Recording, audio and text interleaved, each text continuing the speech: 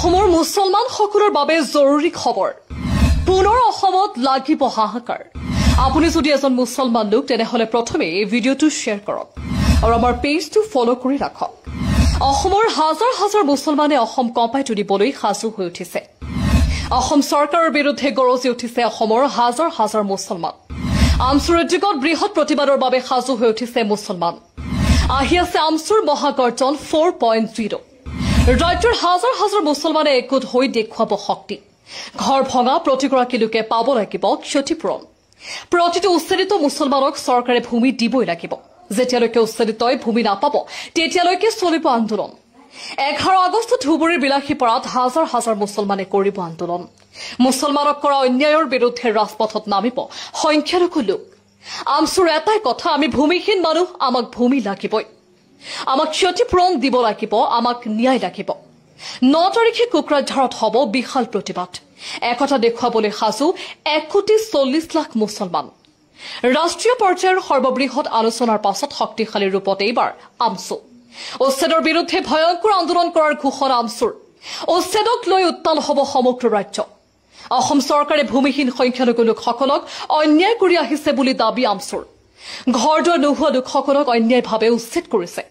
মানৱ অধিকাৰ উলংঘা কৰি সকল লোকক উচ্ছেদ কৰিছে উচ্ছেদ কৰা লোকসকলৰ বাবে আজি পানী নাই বিদ্যুৎ নাই থকা ঠাই নাই তেওঁলোকক মুকলি আকাশৰ তললৈ ঠেলি দিয়া হৈছে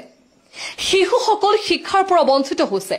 8,000তকৈ অধিক উচ্ছেদিতৰ শিশু শিক্ষাৰ পৰা বঞ্চিত হৈছে সকলো অধিকাৰৰ পৰা শিশুসকলক বঞ্চিত কৰা হৈছে মহিলাসকল অসুৰক্ষিত হৈ আছে ৰাস্তাত তেওঁলোকে জীৱন নিৰ্বাহ কৰি আছে কেতিয়া কি হয় ঠিকনা নাই সংবিধানে দিয়া অধিকাৰৰ পৰা মহিলা শিশুসকল বঞ্চিত হৈছে সংখ্যালঘুসকলক অসমৰ মানচিত্ৰৰ পৰা নাইকিয়া কৰাৰ বাবে অপচেষ্টা চলোৱাৰ অভিযোগ সমগ্ৰ ভাৰতবৰ্ষতে মুছলমান ন্যায় আৰু সুৰক্ষাৰ দাবীত আন্দোলন কৰিব আমচুৱে পেটত গামোচা বান্ধি ন্যায়ৰ পক্ষত নামিব লাখ লাখ মুছলমান ন্যায় নোপোৱা পৰ্যন্ত আমচুৰ আন্দোলন অব্যাহত থাকিব মুখ্যমন্ত্ৰীক প্ৰত্যাহ্বান জনাই আমচুৰ সভাপতি ৰেজাউল কৰিম চৰকাৰৰ বৃহৎ ঘোষণা